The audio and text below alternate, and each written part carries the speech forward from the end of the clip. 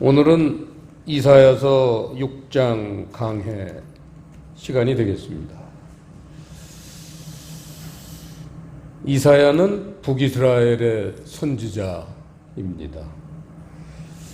사역 기간은 BC 742년부터 700년까지 42년간을 사역을 했습니다. 그런데 그 사역의 특징 중에 하나가 마치 예레미야처럼 이 42년 사역 기간 중에 BC 711년에 자기가 섬기는 나라가 멸망을 당하는 그러한 비참한 일을 겪었습니다. 그래서 나라가 망하고 그 아수르의 포로로 끌려가서 700년까지 사역을 했다는 것은 711년에 망했는데 아수르에 가서도 11년을 더 사역을 하신 거예요. 그러니까 이 이사야서의 글은 은혜나 받으라고 주시는 말씀이 아니겠죠. 피를 흘리는 말씀입니다. 처절한 말씀입니다. 자기가 그처럼 떠받들던 하나님의 백성, 하나님의 나라 북이스라엘이 아수르라는 이방 나라에 점령을 당해서 포로로 끌려가고도 11년을 더 사역을 한 그러한 내용들이 이사야서를 이루고 있는 겁니다. 예레미야도 똑같죠. 예레미야도 남유다에서 사역을 하다가 결국은 바벨론에 멸망을 당해서 그 바벨론 유프라테스 강가에 앉아서 울면서 70년간을 포로 생활을 했던 그 내용이 예레미야서입니다. 그래서 성경 중에서도 가장 이렇게 부피가 많은 대선지서 중에서도 이사야서, 예레미야서는 선지서를 대표하는 그러한 책입니다. 왜냐하면 망해본 사람들이 피눈물을 흘리면서 사람들에게 토하는 말씀일 겁니다. 자, 이제 말씀을 보면요. 1절에 보좌, 높이 들린 보좌에 주께서 앉으셨다. 그걸 봤죠. 보좌라는 것은 말씀하고 계신 하나님. 말씀이 선포되니까 영광이 충만하다고 그렇게 말씀을 하시면서 5절에 보시면 화로다 나여 망하게 되었도다. 나는 입술이 부정한 사람이요 입술이 부정한 백성 중에 거하면서 만군의 여호와이신 왕을 배웠음이로다.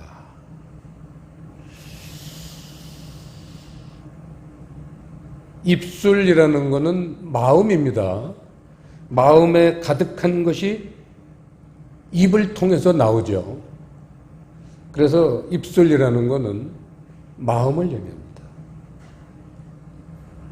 마음이 부정하고 마음이 참 부정한 백성 중에 거하면서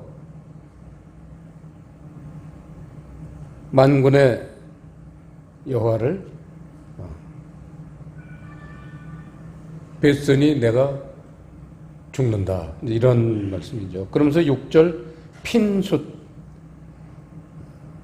서랍 하나가 천사 하나가 핀숫 성령님이 보좌의 말씀을 가져오시는 것. 아까 보좌라고 했잖아요. 보좌는 말씀을 하실 때가 보좌입니다. 그 성령님이 보좌의 말씀을 가지고 오시는 것. 그거를 핀숫 이라고 상징적으로 말하고 있습니다. 그러면서 7절에 네 입에 대며 가로되 네 입에 닿았으니 네 악이 제하여졌고 네 죄가 사하여졌느니라. 이렇게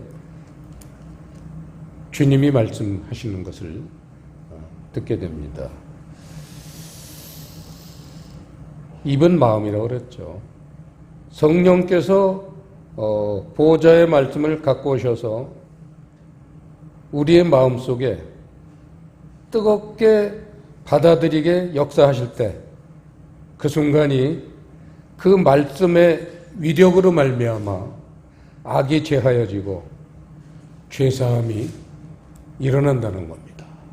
이게 바로 기독교에서 가장 중요한 죄사함의 원리를 깨우치고 계십니다. 이거를 한 문장으로 후세에 우리에게 전하시는 분이 계시죠. 바울 말고 그 말씀을 전할 분이 누가 있겠습니까? 이 우주 만물을 통틀어서. 바울 사도가 히브리서 10장에서 말씀하고 있습니다. 찾아보겠습니다. 히브리서 10장. 히브리서 10장 15절부터 18절까지 그 의미를 잘 묵상하시면서 합독하시겠습니다.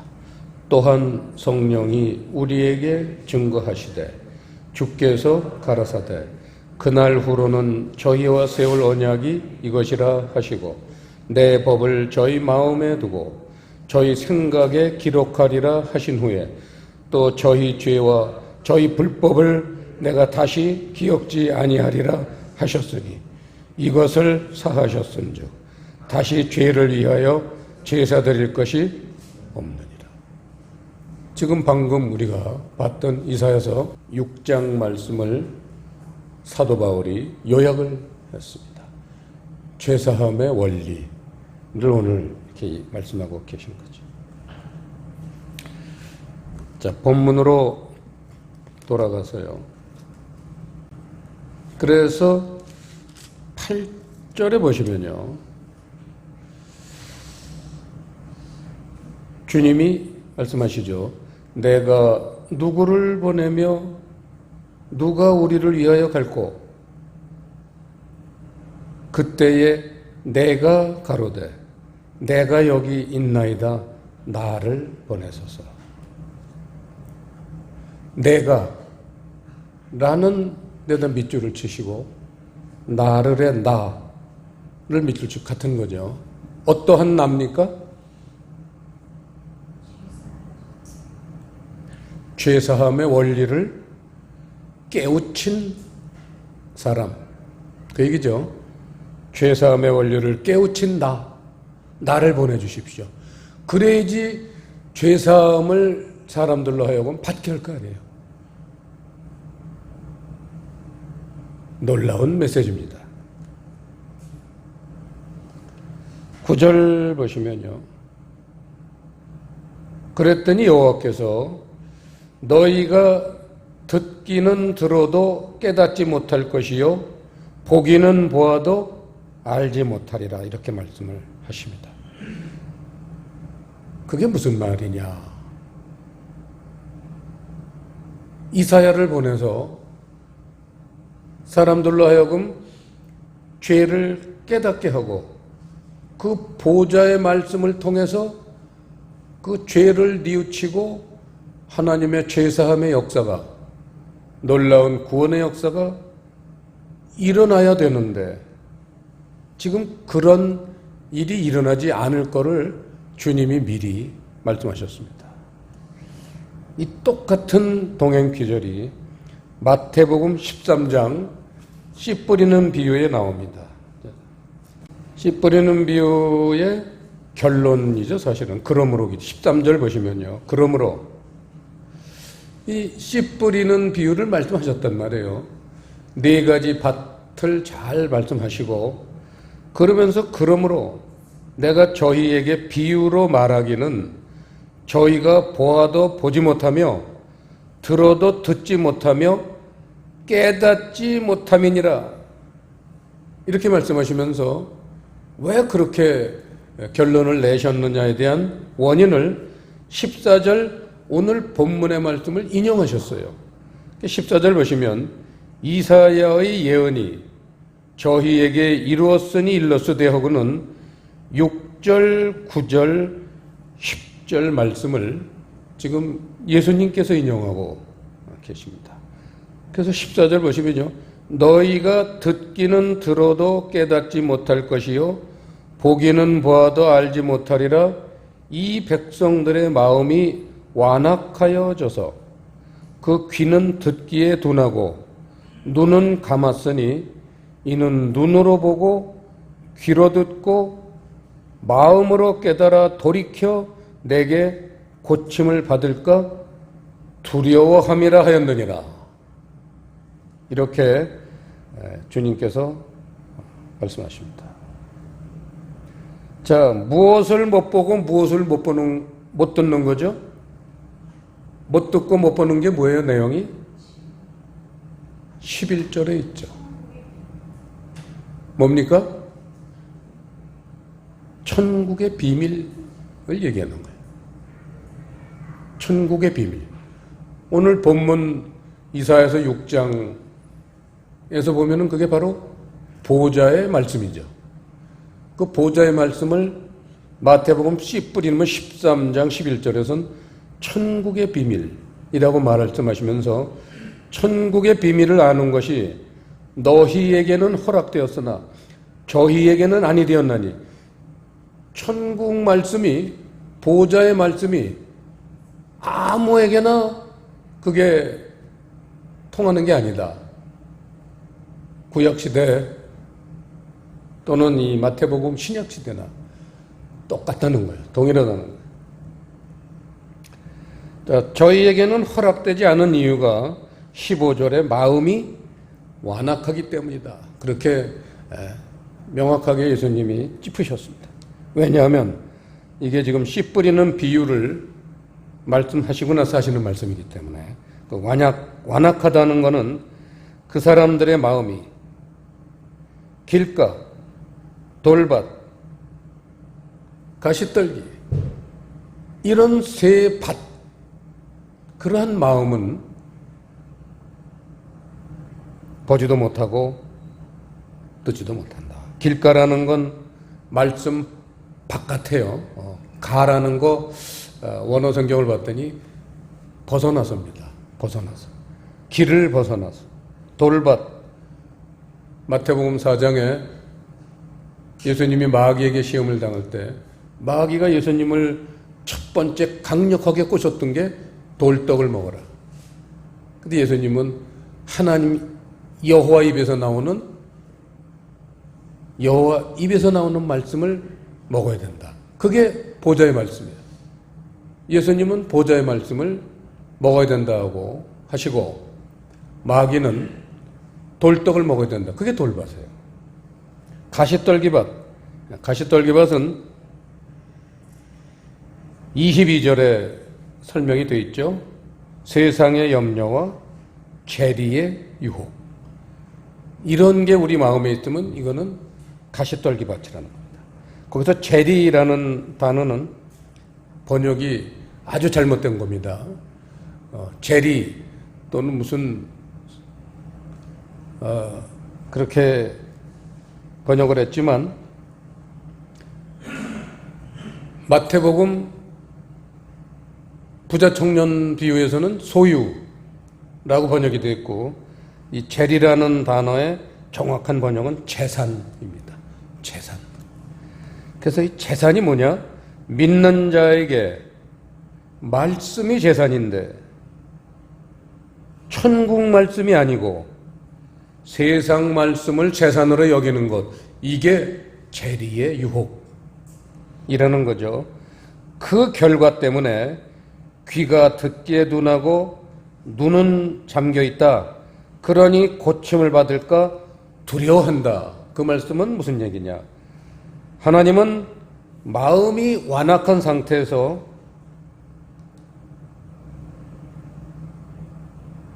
그 완악한 마음이 조금도 변하지 않고 겉만 번지르르하게 변화되는 것, 그거를 원치 않으신다는 말씀입니다.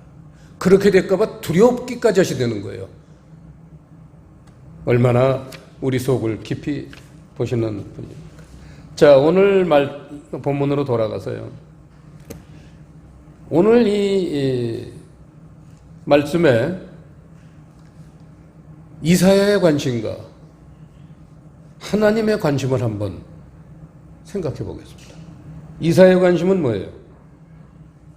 오늘 설교의 제목으로 삼았지만 11절에 그렇게 귀도 막고 눈도 막고 마음도 막는다고 하시니까 그 멸망하는 거 아니에요? 어느 때까지입니까? 이게 이사야는 관심이에요. 오늘날 그리스도인들 똑같겠죠. 뭐 좀 고난이 임하면 이 고난이 나에게 왜 임하는지 고난의 뜻과 이유를 발견해서 하나님 앞에 나가서 우리의 잘못된 걸 고침을 받고 바른 모습으로 서야 되는 것, 이게 우리의 관심사가 되어야 되는데 어느 때까지입니까? 이 고난을 언제까지 계속 하게 하실 겁니까? 여기에만 관심이 있다는 거예요. 이사야나 우리나 또 구약시대의 백성이나 그나물이 그나물이죠. 생각하는 게 똑같습니다. 근데 하나님의 관심은 11절, 12절 대답하시되 11절 중간부터. 그래서 우리가 잘 알듯이만 그 70년 포로 생활 동안 이스라엘이 풀 한 폭이 안 난 거 다 그렇게 전폐되고 멸망하는 모습, 그거를 보여주셨습니다. 이거는 한마디로 너희들이 마음을 고쳐먹어야 한다. 그게 하나님의 관심사인 것을 보여주십니다. 왜냐하면 그렇게 그 12절에 사람들이 여호와께 멀리 옮겨서 이 땅 가운데 패한 것이 많을 때까지다 그랬잖아요. 너희가 그렇게 자랑스럽게 생각하는 네 마음보, 그게 아주 작살날 때까지, 그때까지다. 딱 그러시는 거예요. 그러니까 여기서 뭘 요구하시는 거겠어요? 십자가를 요구하시는 거죠. 너희 나라가 멸망해서 이방 나라에 가서 70년 포로 생활을 하면서 십자가를 처절하게 생각해라. 묵상해라. 이런 메시지입니다. 전에 제가 이렇게 얼핏 영화 제목이 땅콩 껍질 속의 연가, 이런 영화가 있었어요. 신성일 주연, 그런 영화가 있었습니다.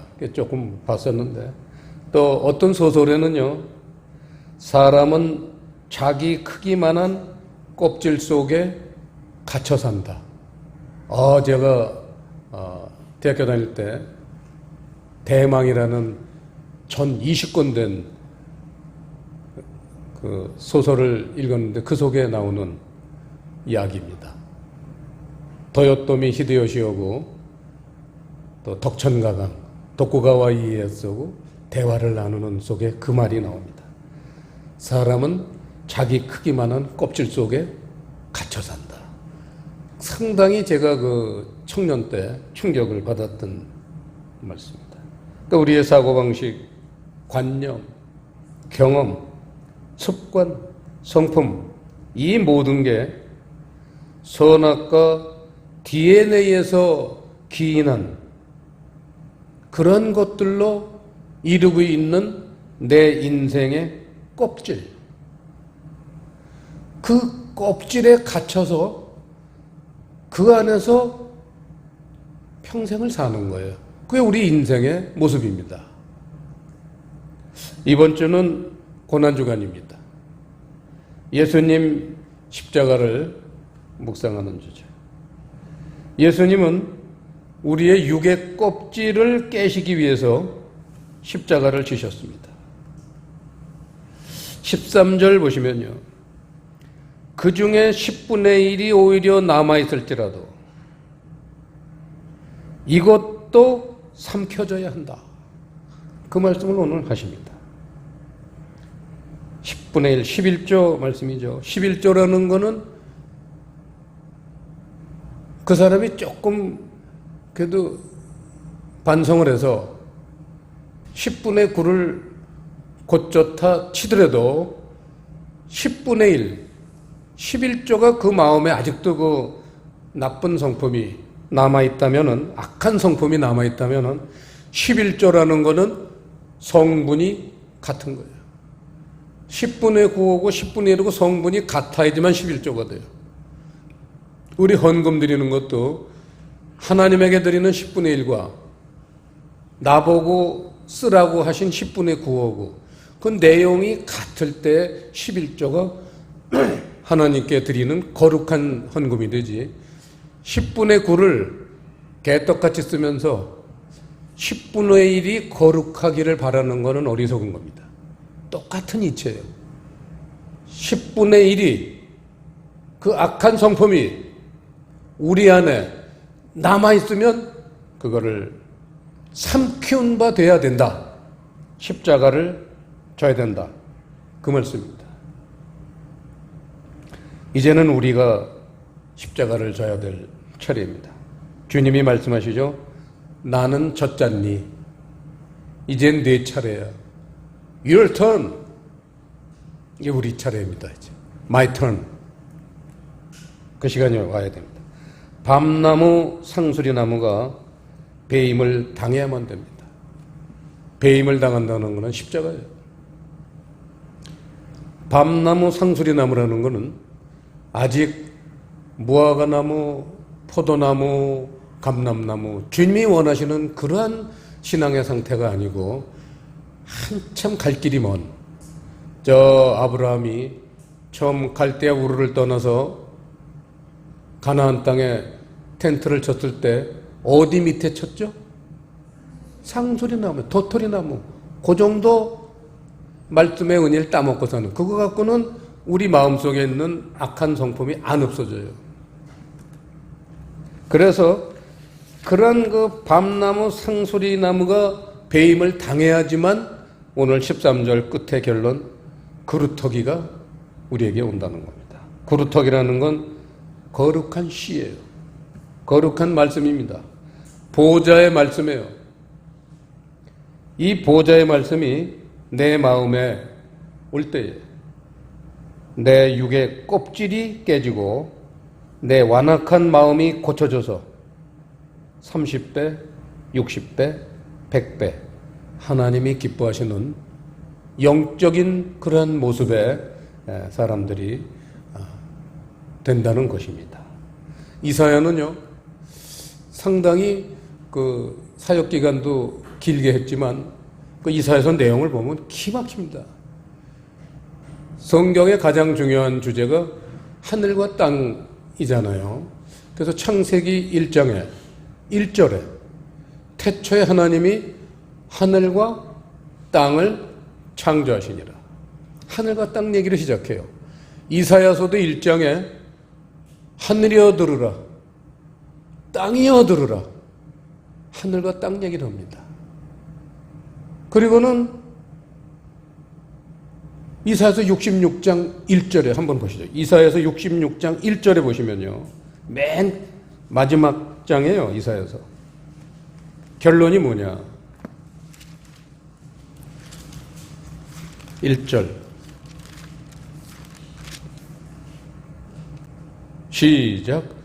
여호와께서 이같이 말씀하시되 하늘은 나의 보좌요 땅은 나의 발등상이니 너희가 나를 위하여 무슨 집을 지을고 나의 안식할 처소가 어디랴.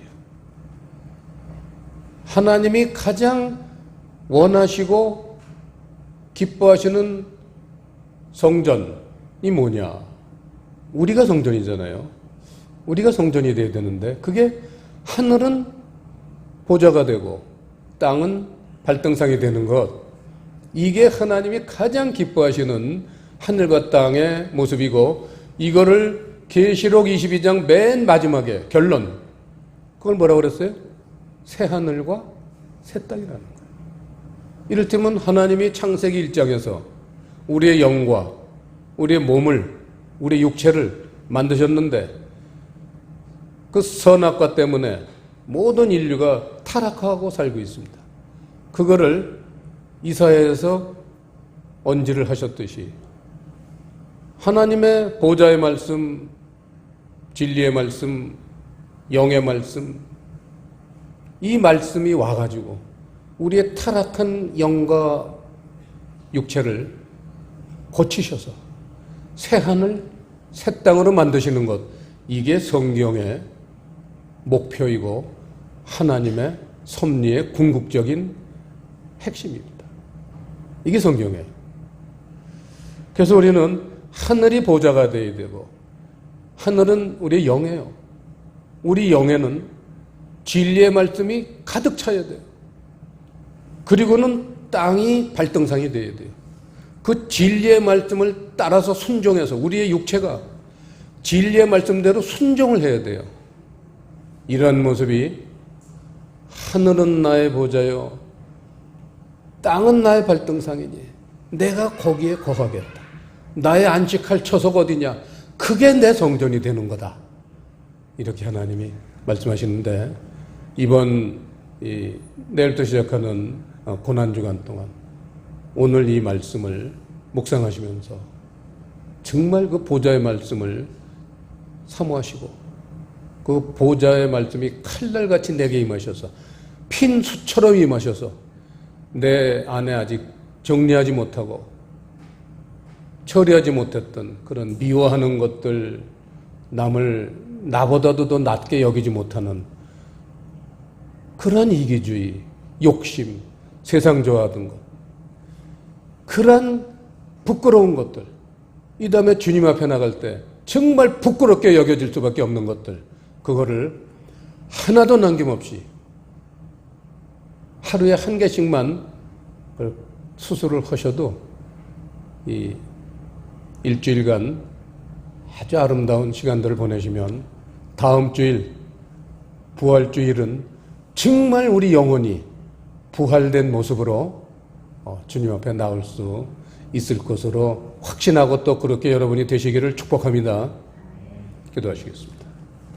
아버지 하나님, 오늘 이사야서 6장 말씀을 통해서 저희가 이 고난주간을 어떠한 자세로 보내야 될지를 가르쳐 주셨사오니 성령께서 모두에게 넉넉한 은혜를 주셔서 참으로 일주일 후에는 감사와 기쁨과 경배가 넘치는 모습으로 다시 주님 앞에 나올 수 있도록 은총을 베풀어 주시옵소서.